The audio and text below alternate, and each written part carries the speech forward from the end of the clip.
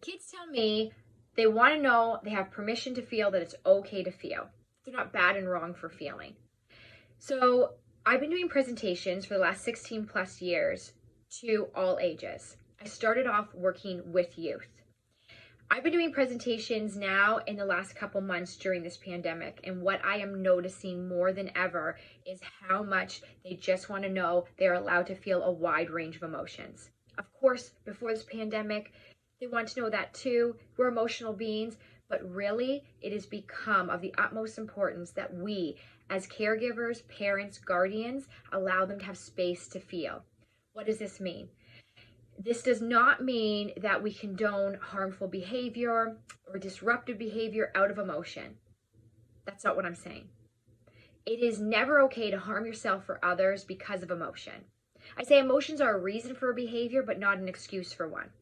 What I'm talking about is that allowing them to know they're not bad and wrong for feeling whatever it is they're feeling. So how do we do this? When our child is feeling an emotion, a big emotion, it can actually be scary and overwhelming to them, not knowing how to put a name to it or what they're feeling exactly. And if we say to them as a parent, guardian, and no, don't feel that way. Stop feeling that way. And maybe even if we say it out of love, like, you don't need to feel that way. You don't need to feel anxious. Everything is fine. Are we doing it because we're trying to move them from that anxious emotion to happy? What if that wasn't the way to do it? Because let's turn it around to that you're feeling nervous and anxious, and I come to you and say, you don't need to feel that way. Stop feeling that way. You don't need to be anxious or nervous. Do you find that really helpful? Like, do you find in that moment, you're like, oh, thank you. I'm glad you said that because now I'm not feeling anxious and nervous anymore. Or does something else happen?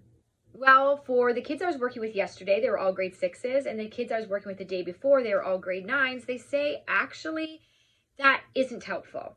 They actually start to feel more upset that they're not allowed to feel the way that they're feeling.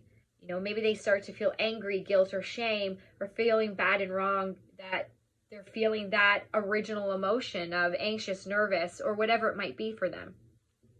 So what if we practiced as parents, guardians, saying it's okay to feel? And then practice what you do with your feeling. No, you can't just react in a harmful way or push it down and pretend it's not there. But what if, even when your child's feeling a big emotion, you just said, I can tell you're feeling a lot right now. I too feel a lot of emotions and it's okay. What if that is where we started?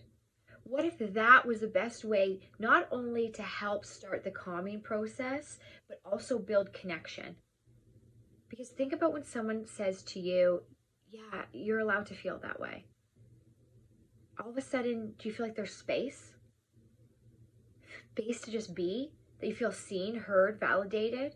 Or even feel connected to that person, like, yeah, they really get me. Kids are telling me more than ever, they just want to know that they're allowed to feel. So then the practice becomes in giving them space to feel. It's okay to feel. I've actually practiced that, saying it to myself and our son, who's 8 years old. Like, put your hand somewhere on your body. Put it somewhere. Put it wherever you want. It's okay to feel. It's okay to feel. Your body actually likes knowing that it's okay. And that wires our kids for trust, connection, and actually helps build their confidence within themselves. Saying, yeah, I'm not bad and wrong for feeling. This is just part of the journey. It's okay.